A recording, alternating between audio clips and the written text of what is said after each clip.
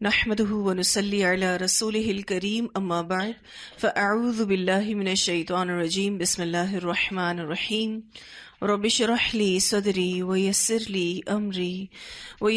لي امري واحلل عقدة من لساني يفقهوا قولي رب زدني علما اللهم فقهنا في الدين اللهم إنا نسألك حبك وحب من يحبك والعمل الذي يبلغنا حبك اللهم ارزقنا إخلاص إلهي آمين.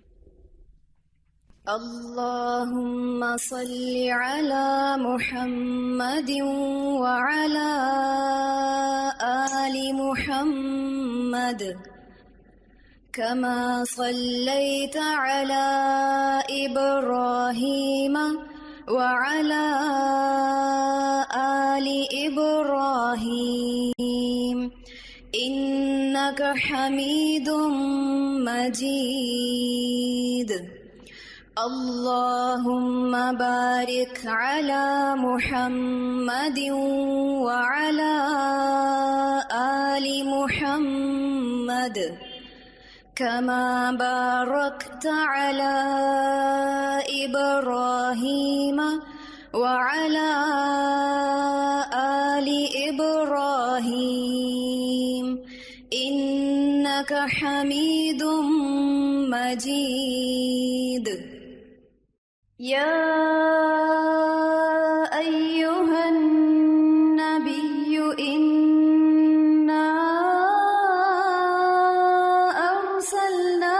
شاهدا ومبشرا ونذيرا وداعيا إلى الله بإذنه وسراجا منيرا وبشر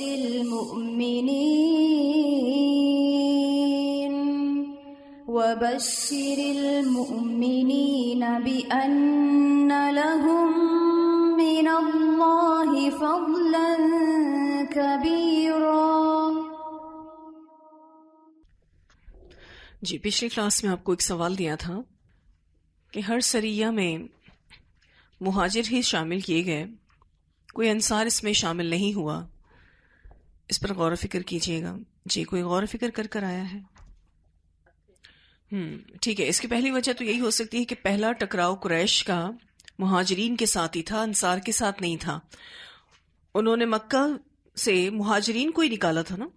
آپ صلی اللہ علیہ وسلم یہ چاہتے تھے کہ ان کا جن سے ٹکراؤ تھا انہی تک رہے، مہاجرین ہی اس میں اب تک مطلب انوالو تھے.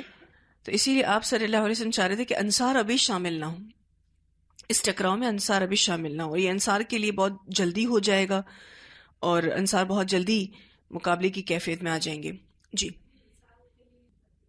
بالکل، ہم یہ اس بات کو ایسے لے سکتے ہیں کہ انصار ابھی ان مشکلات سے گزرے ہی نہیں تھے جو مہاجر مکہ میں رہ کر گزر چکے تھے، اور مہاجر صحابہ کی جو تربیت تھی وہ مشکلات میں ہی ہو رہی تھی. اس وجہ سے آپ صلی اللہ علیہ وسلم کی حکمت کے تحت مہاجرین کو ہی صرف سریہ میں بھیجا گیا. انصار صحابہ جو تھے وہ ایثار کا مظاہرہ کر رہے تھے، وہ قربانی کا بہت زبردست مظاہرہ کر رہے تھے، لیکن نبی اکرم صلی اللہ علیہ وسلم تدریج کے اصول کے تحت انصار کو ابھی جنگی کیفیات میں شامل نہیں کرنا چاہتے تھے. آپ چاہتے تھے پہلے یہ تربیت سے گزریں، اس تربیت سے جو تربیت مہاجرین کی ہو چکی تھی، اس تربیت سے گزر جائیں. پھر اس کے بعد آپ دیکھتے ہیں کہ جنگ بدر جب ہوگی تو انصار و مہاجرین دونوں اس میں شامل تھے. جی اور کوئی وجہ سمجھ آتی ہے؟ بالکل، کیونکہ اس میں جو دعوت و تبلیغ کا بھی ایک مقصد تھا. جو سریہ تھے وہ ان کے مقاصد اگر ہم اپنے ذہن میں رکھیں نا، کہ جس مقصد کے تحت یہ ٹروپس جایا کرتے تھے، جس میں ایک مقصد ابلاغ اور تبلیغ کا بھی تھا. وہ صرف لڑنے تو نہیں چاہتے تھے، ان کا کام لڑنا تھا، سریہ کا صرف کام نہیں. ان کی جو اغراض اور مقاصد تھے، اگر اس کو ہم تھوڑا سا دوہرا لیں، کیا اغراض اور مقاصد تھے؟ جس میں دشمن کی نقل و حرکت کا پتہ لگانا، مدینہ کے اطراف کو محفوظ رکھنا، اسی طرح سے قریش کے قافلوں سے چھیڑخانی کر کے ان پر دباؤ ڈالنا، ان کو یہ بتانا کہ مسلمان جو ہیں وہ اب مضبوط ہو چکے ہیں۔ اسی طرح سے دوسرے قبائل کے ساتھ دوستی اور تعاون اور جنگ نہ کرنے کے معاہدے بھی مقاصد میں شامل تھے، اور اسی طرح سے اللہ کا پیغام پہنچانا، دعوت و تبلیغ کا کام کرنا۔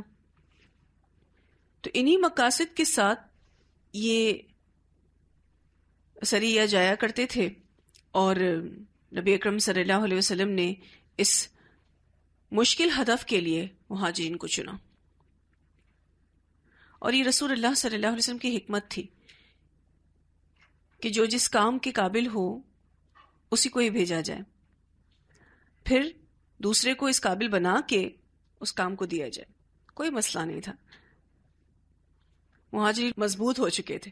انصار کے ساتھ ایسی کوئی سچویشن نہیں تھی، انصار تو کھیتی باڑی کرتے، باغات میں کام کرتے، بہت سمپل لوگ تھے، لیکن جب ان کے اوپر ایک ایثار کا امتحان آیا تو انہوں نے بھرپور اس امتحان میں پورا اترنے کی کوشش کی، لیکن ابھی وہ اس امتحان کے لیے تیار نہیں تھے۔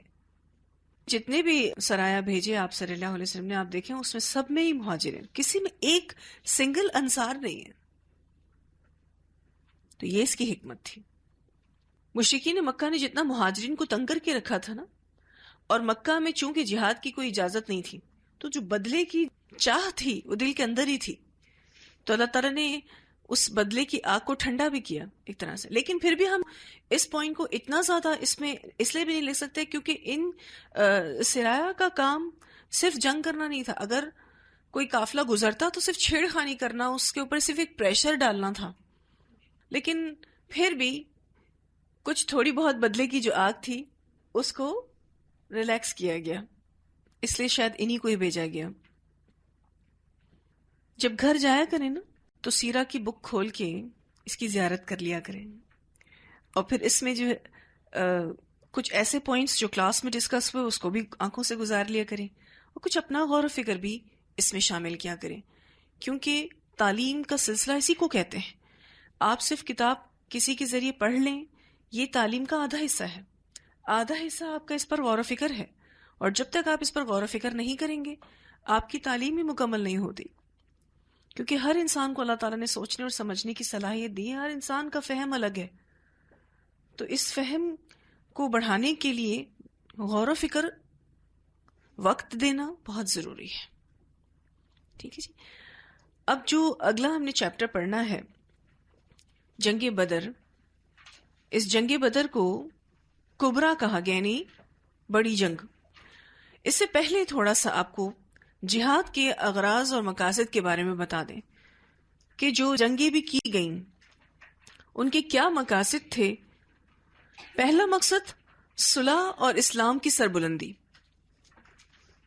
جہاں تک ممکن ہوتا رسول اللہ صلی اللہ علیہ وسلم جنگ سے گریز فرماتے تھے، معاہدے میں یا صلح میں زیادہ انٹرسٹڈ ہوتے آپ صلی اللہ علیہ وسلم۔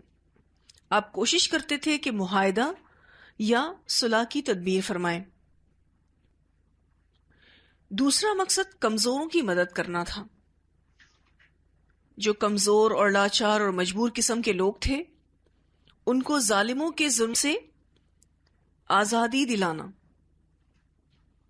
یہ جہاد کا اہم مقصد تھا۔ پھر اسی طرح سے تیسرا مقصد دینی شاعر اور عبادت گاہوں کی حفاظت کرنا۔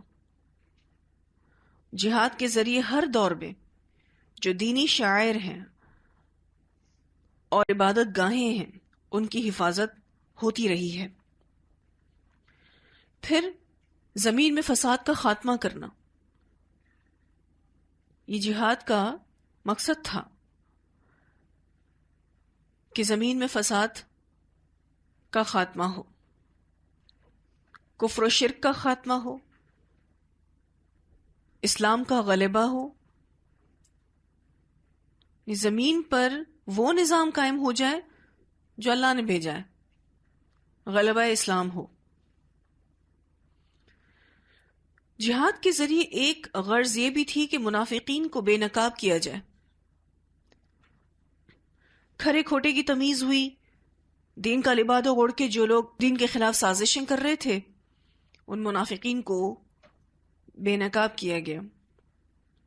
اور آگے بھی جب بھی کبھی اس طرح کی کوئی سچویشن آتی ہے تو اس میں کون سچا ہے، کون جھوٹا ہے، کون وفادار ہے، کون غدار ہے، یہ سب پتہ چل جاتا ہے. تو منافقین کو بے نقاب کرنا بھی جہاد کے اغراض میں سے تھا.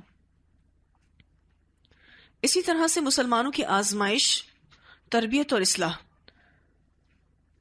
یہ بھی جہاد کا مقصد تھا. مسلمانوں کی آزمائش ہو اور تربیت ہو. اللہ تعالیٰ خود چاہتے تو کافروں کو نیست و نابود کر دیتے. اللہ کے لیے کیا مشکل تھا؟ کیوں اللہ تعالیٰ نے یہ جہاد کے معاملات مسلمانوں کو دیے؟ اللہ سبحانہ تعالیٰ کے لیے تو کچھ مشکل نہیں تھا، سارے کافروں کو ایک ساتھ ہی نیست و نابود کر دیتا. لیکن اللہ سبحانہ تعالیٰ نے مسلمانوں کی آزمائش کی اور اس میں تربیت بھی کی. جو تربیت جہاد میں ہوتی ہے نا، وہ کسی اور چیز سے نہیں ہو سکتی. اس جہاد سے انسان کے اندر استقامت، جرت، شجاعت اور غیرت جیسے کانفیڈنس آتے ہیں. ایسی شجاعت آ جاتی ہے، ایسی بہادری آ جاتی ہے کہ ایک مومن اللہ کے راستے میں جان دینے سے بھی پیچھے نہیں ہٹتا. پھر اسلامی حکومت اور خلافت کا قیام بھی جہاد کے مقصد میں سے ہے کہ خلافت اسلامیہ کا قیام عمل ہو، قرآن و سنہ کے مطابق اس جگہ پر سارے فیصلے ہوں، معاشرتی خرابیوں کو اور جو بھی بدعتی رسومات ہیں، رواج ہیں، ان کو ختم کیا جائے. تو یہ عظیم ہدف ہوتا ہے جہاد کا کہ اسلامی حکومت کو قائم کیا جائے، قرآن و سنہ کے مطابق وہاں فیصلے کیے جائیں، جو بھی معاشرتی خرابیاں ہیں اس کو کنٹرول کیا جائے، جو بدعتیں ہو رہی ہیں، جو شرک ہو رہا ہے، اس کا خاتمہ کیا جائے. تو یہ کچھ مقاصد اور اغراض آپ کے سامنے رکھے گئے تاکہ آپ کو آگے ہونے والی جتنی بھی جنگیں ہیں اس کو سمجھنا آسان ہو. جنگ بدر کو پڑھنے سے پہلے میں چاہ رہی تھی کہ جہاد کی فضیلت پر جو احادیث ہیں تھوڑی سی آپ کو بتائی جائیں کہ یہ کتنا بڑا عمل ہے، کتنا نیک عمل ہے. نبی اکرم صلی اللہ علیہ وسلم سے عبداللہ بن مسعود پوچھتے ہیں کہ کون سا عمل سب سے افضل ہے؟ آپ صلی اللہ علیہ وسلم نے فرمایا نماز کو وقت پر ادا کرنا. میں نے کہا پھر کون سا؟ آپ صلی اللہ علیہ وسلم نے فرمایا والدین کے ساتھ حسن سلوک کرنا. میں نے پوچھا پھر کون سا؟ تو آپ نے فرمایا اللہ کے راستے میں جہاد کرنا. اسے بخاری نے روایت کیا ہے. اس حدیث سے واضح طور پہ پتہ چلتا ہے کہ اللہ کو محبوب عمل اللہ کے راستے میں جہاد کرنا ہے. سب سے پہلا تو نماز کو اپنے وقت پر پڑھنا، پھر والدین کے ساتھ حسن سلوک، اور پھر اللہ کے راستے میں جہاد کرنا. ایک مرتبہ بلال حبشی جو تھے وہ ابو بکر صدیق کے پاس آئے تھے. وہ اس وقت خلیفہ بن چکے تھے. بلال حبشی کی ایک روایت ہے، انہوں نے آ کے ابو بکر سے پوچھا اے اللہ کے رسول کے خلیفہ، میں نے رسول اللہ صلی اللہ علیہ وسلم سے سنا آپ فرما رہے تھے کہ مومن کا سب سے افضل عمل جہاد فی سبیل اللہ ہے. اب میں نے ارادہ کر لیا ہے کہ میں اپنے آپ کو جہاد کے لیے مختص کر دوں حتیٰ کہ مجھے موت آ جائے. اسے معجم الکبیر الطبرانی نے روایت کیا ہے. اس میں بیسیکلی حضرت بلال حبشی ایک کمٹمنٹ کر رہے ہیں، لیکن اس میں انہوں نے نبی اکرم صلی اللہ علیہ وسلم کا ایک فرمان بھی بیان کیا کہ مومن کا سب سے افضل عمل جہاد فی سبیل اللہ ہے. اسی طرح نبی اکرم صلی اللہ علیہ وسلم کی ایک اور بہت پیاری حدیث، آپ نے فرمایا اللہ کے راستے میں جہاد کرو کیونکہ جہاد فی سبیل اللہ جنت کے دروازوں میں سے ایک دروازہ ہے. اللہ تعالیٰ جہاد کے ذریعے سے ہر قسم کے غم اور فکر سے نجات عطا کرتا ہے. یہ جہاد جو بھی کرے گا جہاد فی سبیل اللہ، اللہ اس کے ہر قسم کے غم اور فکر سے اس کو نجات دے گا، اور یہ جنت کے دروازوں میں سے ایک دروازہ ہے. اس حدیث کو مسند احمد نے روایت کیا ہے. اب جہاد مختلف طرح کے ہیں، جس میں ہم دیکھتے ہیں کہ جہاد قرآن کے ساتھ، جہاد قلم کے ساتھ، اسی طرح سے جہاد زبان کے ساتھ کسی بھی طرح کی آپ کی کوشش جو اللہ کے دین کے کلمے کو بلند کرنے کے لیے ہو، اللہ اس کو پسند فرماتا ہے۔ پھر اسی طرح ایک اور حدیث ہے، رسول اللہ صلی اللہ علیہ وسلم سے عرض کیا گیا، اے اللہ کے رسول صلی اللہ علیہ وسلم، کون سا عمل جہاد کے برابر ہے؟ آپ صلی اللہ علیہ وسلم نے فرمایا، تم اس کی طاقت نہیں رکھتے۔ آپ صلی اللہ علیہ وسلم کی خدمت میں یہی سوال 2 یا 3 مرتبہ دہرایا گیا۔ اس کے جواب میں آپ مسلسل یہی فرماتے رہے کہ تم اس کی استطاعت نہیں رکھتے۔ پھر آپ نے فرمایا، اللہ کی راہ میں جہاد کرنے والے کی مثال اس شخص جیسی ہے جو برابر روزہ رکھتا رہے، نماز پڑھتا رہے، اللہ کی اطاعت کرتا رہے، نہ وہ نماز سے تھکے نہ روزے سے، حتیٰ کہ اللہ کے راستے میں جہاد کرنے والا لوٹ آئے۔ جو بھی جہاد میں گیا ہوا ہے یا جو اللہ کے راستے میں کوئی بھی طرح کی کوشش کر رہا ہے تو وہ کیسا ہے کہ مسلسل روزہ رکھنے والا اور نماز پڑھنے والا، اللہ کی اطاعت کرنے والا، نہ نماز سے تھک رہا ہے نہ روزے سے تھک رہا ہے۔ اب روزانہ کون روزہ رکھ سکتا ہے؟ اتنی زیادہ دیر کے لیے نماز کون پڑھ سکتا ہے؟ اسی لیے نبی اکرم صلی اللہ علیہ وسلم مسلسل کہتے جا رہے تھے کہ تم اس کی استطاعت نہیں رکھتے، تم اس کی طاقت نہیں رکھتے، کہ جو جہاد فی سبیل اللہ کے برابر عمل آتا ہوں۔ ایک اور روایت میں ہے کہ ایک آدمی نے کہا کہ اے اللہ کے رسول صلی اللہ علیہ وسلم، مجھے کوئی ایسا عمل بتا دیجئے جو جہاد کے برابر ہو۔ آپ نے فرمایا کہ میں ایسا کوئی عمل نہیں پاتا۔ آپ صلی اللہ علیہ وسلم نے فرمایا، کیا تو اس بات کی استطاعت رکھتا ہے کہ جب مجاہد نکلے تو اس وقت تو اپنی مسجد میں داخل ہو جائے، نماز پڑھتا رہے اور کبھی نہ تھکے، اور تو برابر روزے رکھے، افطار نہ کرے؟ اس نے کہا، بھلا اس کی طاقت کون رکھتا ہے؟ یہ تو کوئی بھی نہیں کر سکتا۔ ایک مجاہد جو اللہ کے راستے میں نکلا ہوا ہے، اس کے برابر اگر عمل کرنا ہے تو یہ کرو کہ مستقل مسجد میں بیٹھے نماز پڑھتے رہو اور روزے سے ہی رہو، افطار نہ کرو۔ اس حدیث کو بخاری نے روایت کیا ہے۔ پھر آپ صلی اللہ علیہ وسلم نے فرمایا، اسلام کی سب سے بلند چوٹی اللہ کے راستے میں جہاد کرنا ہے، اور اسے وہی پاتا ہے جو اہل اسلام میں سب سے افضل ہے۔ اس حدیث کو معجم الکبیر طبرانی نے روایت کیا ہے۔ اس میں آپ دیکھیں تو یہ حدیث ان لوگوں کی طرف اشارہ کر رہی ہے جو اسلام میں سب سے افضل ہے، جو اللہ کے راستے میں جہاد کر رہے ہیں۔ اسی طرح سے نبی اکرم صلی اللہ علیہ وسلم نے فرمایا کہ کیا میں تمہیں نہ بتاؤں کہ لوگوں میں سب سے بہترین شخص کون ہے؟ انہوں نے عرض کیا، اللہ کے رسول، ضرور بتائیے۔ آپ صلی اللہ علیہ وسلم نے فرمایا، ایسا شخص جس نے اللہ کے راستے میں گھوڑے کو سر سے پکڑا ہو حتیٰ کہ اسے موت آ جائے یا وہ قتل کیا جائے، کیا تمہیں اس کے بعد کی منزلت والے کے بارے میں نہ بتاؤں؟ یعنی سب سے بہترین بندہ تو یہ ہے جو اللہ کے راستے میں جہاد کر رہا ہے۔ پھر فرمایا، اس کے بعد جو شخص آتا ہے منزلت کے اعتبار سے، اس کے بارے میں نہ بتاؤں؟ ہم نے کہا، کیوں نہیں، اے اللہ کے رسول، ضرور بتائیے۔ آپ صلی اللہ علیہ وسلم نے فرمایا، ایسا الگ تھلگ شخص جو کسی گھاٹی میں نماز قائم کرتا ہے اور زکوٰۃ ادا کرتا ہے اور لوگوں کے شر سے علیحدہ رہتا ہے، کیا میں تمہیں لوگوں میں برے شخص کی خبر نہ دوں؟ ہم نے کہا، کیوں نہیں، اے اللہ کے رسول صلی اللہ علیہ وسلم، ضرور بتائیے۔ آپ نے فرمایا، جس سے اللہ کے نام پر سوال کیا جائے اور وہ نہ دے۔ اسے ترمذی نے روایت کیا ہے۔ اس حدیث کا پہلا حصہ مجاہد کی فضیلت کے بارے میں ہے۔ دوسرا، مجاہد کے بعد جو شخص ہے وہ شخص ہے جو الگ تھلگ رہتا ہے، یعنی کسی بھی شر میں انوالو نہیں ہوتا، اپنی عبادتوں پر استقامت اختیار کیا ہوا ہے۔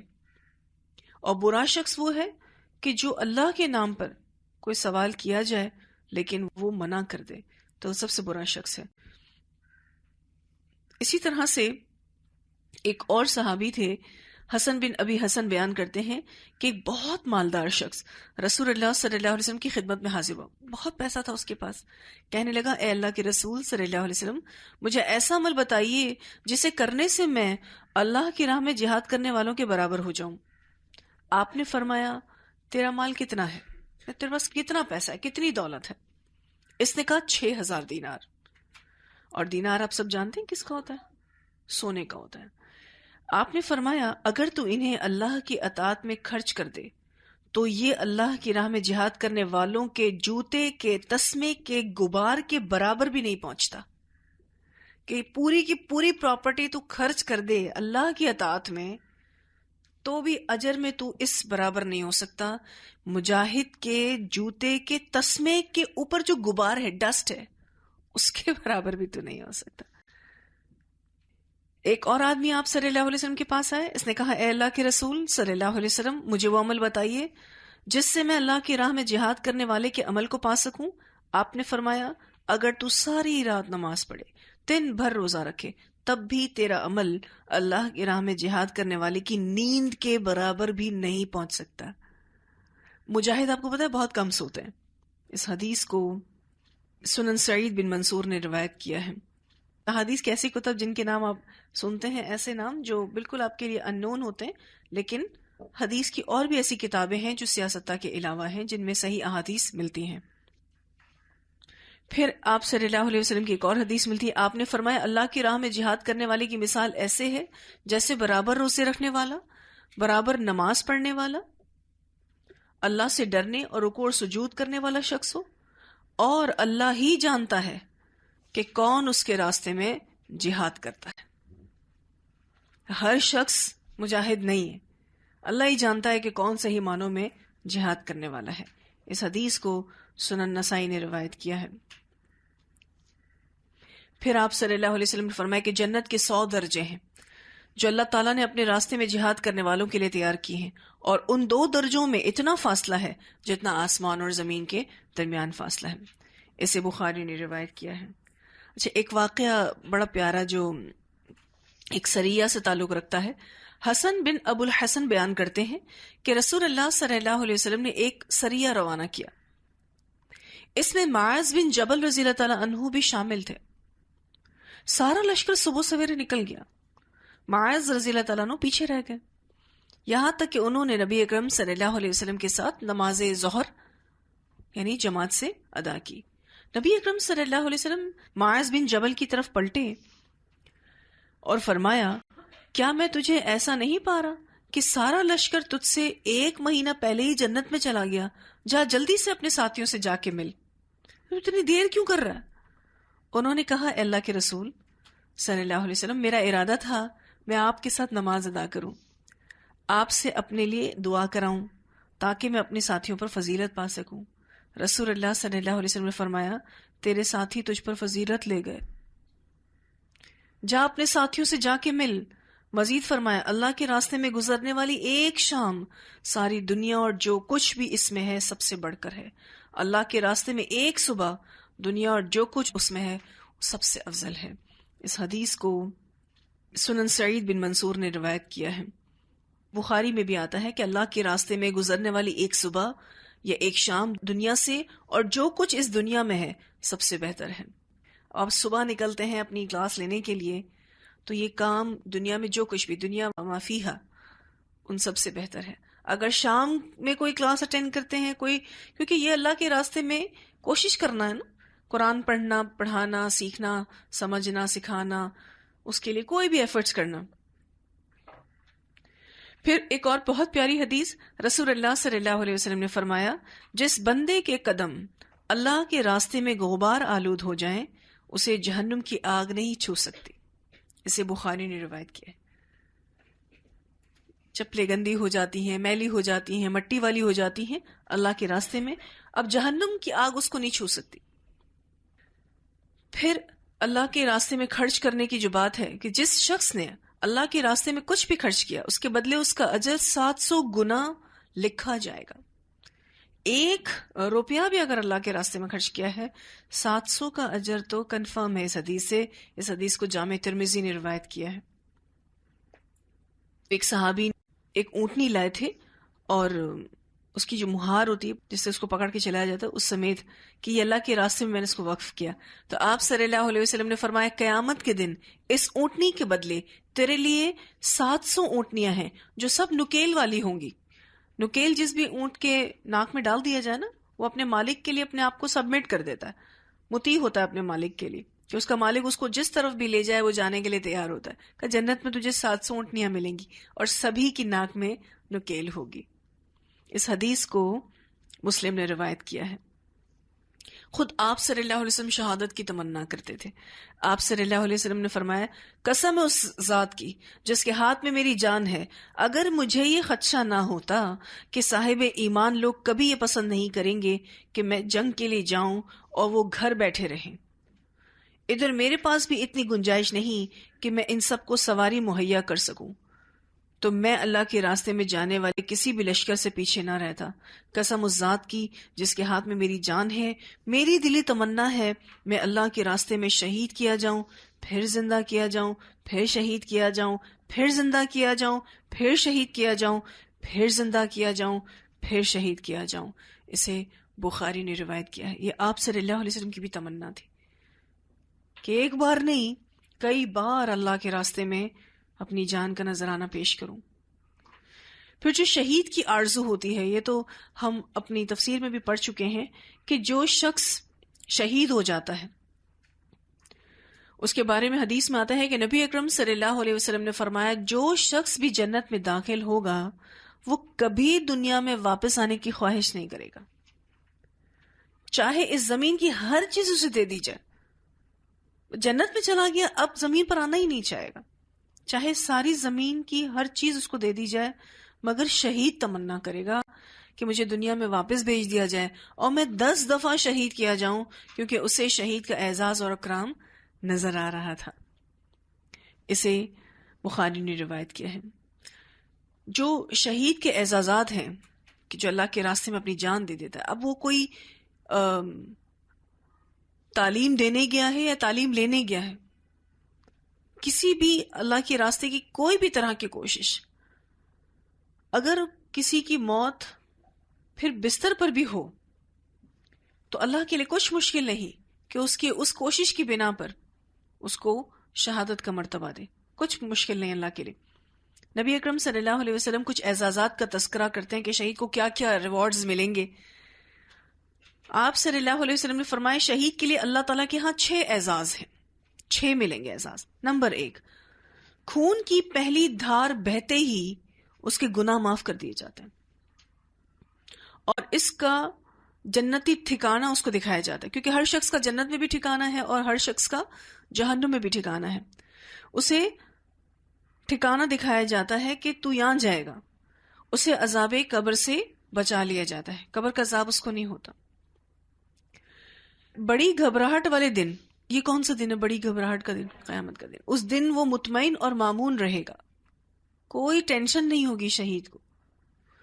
اس کے سر پر عزت کا تاج رکھا جائے گا جس کا ایک یاقوت دنیا و مافیہا سے بہتر ہے۔ جو تاج اس کو پہنایا جائے گا، جو یاقوت اس میں جڑا ہوا ہے، وہ دنیا و مافیہا سے بہتر ہے، یعنی اتنا مہنگا پتھر اس کے تاج میں جڑا ہوگا۔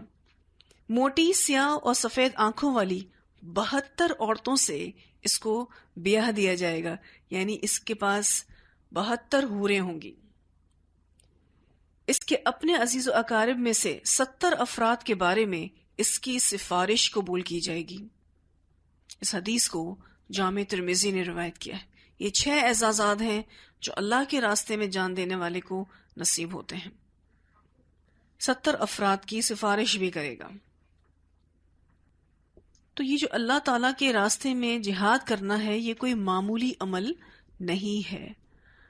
اسی لیے آپ دیکھیں کہ حضرت عمر جو تھے وہ باقاعدہ دعا کیا کرتے تھے کہ اللہ تو مجھے شہادت کی موت نصیب کر اور تیرے رسول صلی اللہ علیہ وسلم کے شہر میں موت نصیب کر، اور ان کی یہ دونوں دعائیں قبول ہوئیں۔ جو جہاد کرنا ہے نا، یہ عام لوگوں کا کام بھی نہیں ہے، یہ بڑے اولو العزم لوگوں کا کام ہے۔ اب یہ جو غزوہ بدر ہونے جا رہی تھی، اس غزوہ بدر سے پہلے جب ہم نے پچھلی کلاس میں پڑھا تھا کہ قریش کی فتنہ خیزیاں بہت زیادہ تھیں، وہ بہت زیادہ فتنے کر رہے تھے، چال بازیاں کر رہے تھے، وہ ٹائم اور غزوہ بدر کے بیچ کا ٹائم، آپ جانتے ہیں اس ٹائم کے بیچ میں کیا ہو رہا تھا؟ جب قریش فتنہ خیزیاں کر رہا تھا اور غزوہ بدر کے بیچ کا ٹائم، اس ٹائم پیریڈ میں رسول اللہ صلی اللہ علیہ وسلم مسلمانوں کے ساتھ کس چیز میں مصروف تھے؟ بہت سارے سیرت نگار یا سیرت بیان کرنے والے اس پہلو کو نظر انداز کر دیتے ہیں، پتہ ہی نہیں چلتا کہ اس ٹائم پیریڈ میں ہو کیا رہا تھا مدینہ میں. آپ ایسے تو نہیں کہہ سکتے کہ اللہ کے رسول صلی اللہ علیہ وسلم کچھ بھی نہیں کر رہے تھے. اس ٹائم پیریڈ میں جو جنگ بدر سے پہلے کا ٹائم پیریڈ تھا وہ بھرپور تربیہ کا ٹائم تھا. اس ٹائم پر رسول اللہ صلی اللہ علیہ وسلم مسلمانوں کی تعلیم و تربیہ پر مکمل طور پر فوکس تھا، جس میں آپ نے پوری کوشش کی تھی کہ میثاق مدینہ کے ساتھ اور مواخات کے ساتھ مدینہ میں امن رکھا جائے تاکہ دین اسلام کو پھیلایا جا سکے. آپ صلی اللہ علیہ وسلم نے مسلمانوں کو منظم کیا، یہ تو ہم پیچھے بھی پڑھ چکے ہیں کہ آپ پوری طرح سے ڈسپلن کرتے جا رہے تھے، تربیہ کرتے جا رہے تھے. رسول اللہ صلی اللہ علیہ وسلم کے تعلیمی سیشنز ہو رہے تھے. آپ لوگوں کو بات سمجھانے کے لیے بات دہرایا کرتے تھے، یعنی ایک ہی بات کو سنت رسول صلی اللہ علیہ وسلم بھی ہے کہ 3 بار بھی دہراتے سمجھانے کے لیے. آپ کی گفتگو میں اتنا ٹھہراؤ تھا کہ لوگ آپ کی بات کو سنتے اور لے لیتے. وہ ٹائم پیریڈ جو تھا نا، جو تعلیمی سیشنز چل رہے تھے آپ کی، اس میں سب سے پہلی چیز آپ بات کو دہراتے تھے، سمجھاتے تھے تاکہ بات اندر دل دماغ میں بیٹھ جائے، اور دوسرا گفتگو میں ٹھہراؤ. رسول اللہ صلی اللہ علیہ وسلم کی جو گفتگو تھی یا اس کا جو ٹائم تھا، گفتگو کی جو مقدار تھی، اس کی جو نوعیت تھی، اور اس کے لیے جو ٹائم سلیکشن تھا، وقت کا جو انتخاب تھا، اس میں آپ بڑی میانہ روی اختیار کرتے تھے کہ یہ صحابہ جو ہیں یہ کتنی دیر کون سے وقت میں کتنی بات سن سکتے ہیں. تو آپ صلی اللہ علیہ وسلم کی گفتگو کی مقدار، اس کی نوعیت اور وقت کا انتخاب میانہ روی کے ساتھ ہوتا تاکہ صحابہ کرام اکتاہٹ کا شکار نہ ہوں، کیونکہ وہ بہت مشکل دور تھا. اس دور میں جہاں مسلمان سیٹل ہو رہے تھے اور ایک ہدف آ رہا تھا، تو وہاں پر لمبے لمبے لیکچرز نہیں ہو سکتے تھے. لیکن اس بارے میں نبی اکرم صلی اللہ علیہ وسلم نے بڑی میانہ روی اختیار کی. ابن مسعود رضی اللہ تعالیٰ عنہ بیان کرتے ہیں کہ آپ صلی اللہ علیہ وسلم اس اندیشے سے کہ ہم اکتاہٹ کا شکار نہ ہو جائیں، موقع محل کی مناسبت سے واعظ و نصیحت کیا کرتے تھے. یہ پورا بخاری میں آتا ہے ان کا قول ابن مسعود کا کہ رسول اللہ صلی اللہ علیہ وسلم اس اندیشے سے کہ ہم اکتاہٹ کی شکار نہ ہو جائیں، آپ دیکھتے تھے موقع محل اس کی مناسبت سے آپ بات کرتے تھے. آپ صلی اللہ علیہ وسلم مثالیں بیان کر کے سمجھایا کرتے تھے، کیونکہ جو بھی ایگزامپلس کے تھرو ایجوکیشن ہوتی ہے وہ بہت زیادہ افیکٹو ہوتی ہے. اور آج کا جو ماڈرن سسٹم ہے ایجوکیشن کا، اس میں یہ چیز امپلیمنٹ کی جاتی ہے جو 1400 سال پہلے رسول اللہ صلی اللہ علیہ وسلم نے کی تھی، کہ ہم مثالوں کے ذریعے سمجھایا کرتے تھے. آپ سوال کرتے، آزمائشی سوال کے ذریعے بھی آپ سمجھایا کرتے تھے، پوچھا کرتے تھے. پھر اس کے بعد صحابہ کرام کبھی جواب دے دیتے اور کبھی یہ کہہ دیتے کہ اللہ اور اس کا رسول زیادہ بہتر جانتے تھے. وہ کوشچننگ جو تھی نا، اس سے رسول اللہ صلی اللہ علیہ وسلم ان صحابہ کرام کے ذہنوں کو متحرک کیا کرتے تھے. کہ پورا جو ٹائم تھا جب تک کہ جنگ بدر نہیں ہوئی، آپ صلی اللہ علیہ وسلم کی تعلیمی سیشنز بہت چل رہے تھے.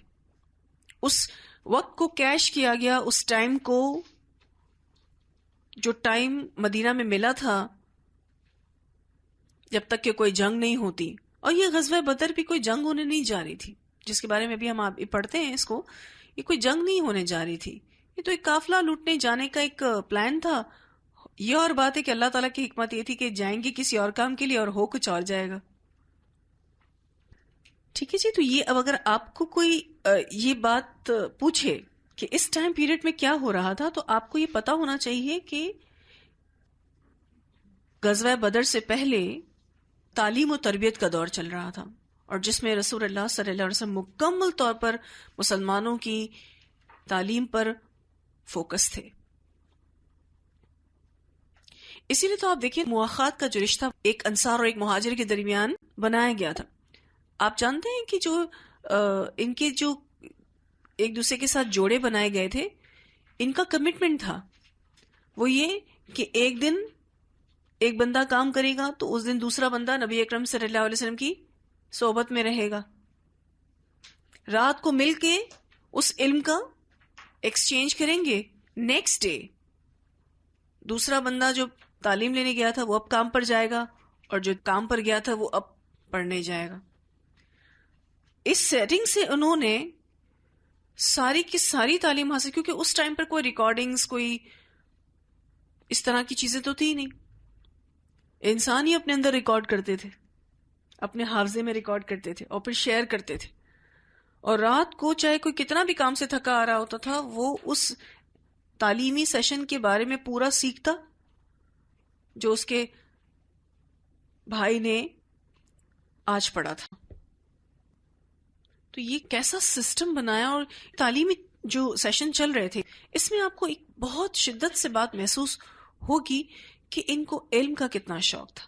انہوں نے سیٹ اپس کیے, سیٹنگز بنائی کہ ہمیں پڑھنا ہے, ہمیں سیکھنا ہے, کیونکہ دیکھیں عمل آ ہی نہیں سکتا, درست عمل آ ہی نہیں سکتا بغیر علم کے. کتنا ان کو شوق تھا. جو سچویشنز تھی, پیٹ میں بھوک تھی, گھر کو ایسے نہیں تھے کچھ, لیکن تعلیمی معاملات چلتے رہے. اور وہ نبی اکرم صلی اللہ علیہ وسلم کے ساتھ ان کی یہ جو بھی سیٹنگز تھیں وہ انہوں نے بنائی کہ کس طریقے سے ہم پورا فروٹ حاصل کر سکتے ہیں. آج کا دور آپ دیکھیے, ایک کلک پر ہر چیز اویلیبل ہے. علم کے کتنے خزانے ایک ٹچ پر اویلیبل ہیں, لیکن پڑھنے والے لوگ ہی نہیں ہیں اس شوق کے ساتھ جو علم کی واقعی طلب رکھتے ہوں. طالب علم کہاں نظر آتے ہیں؟ اکا دکا کہیں کوئی نظر آ جائے تو آ جائے, ورنہ علم کا شوق رکھنے والے بہت کم نظر آتے ہیں. اور یہ سفر اتنا ہرڈلز کے ساتھ ہوتا ہے, یہ علم کا سفر اتنا آسان نہیں ہوتا. اسی لیے جو شخص بھی طلب علم کے لیے نکلتا ہے, حدیث میں آتا ہے, وہ کس راستے پر چل رہا ہے؟ جنت کے راستے پر چل رہا ہے. اتنا آسان سفر نہیں.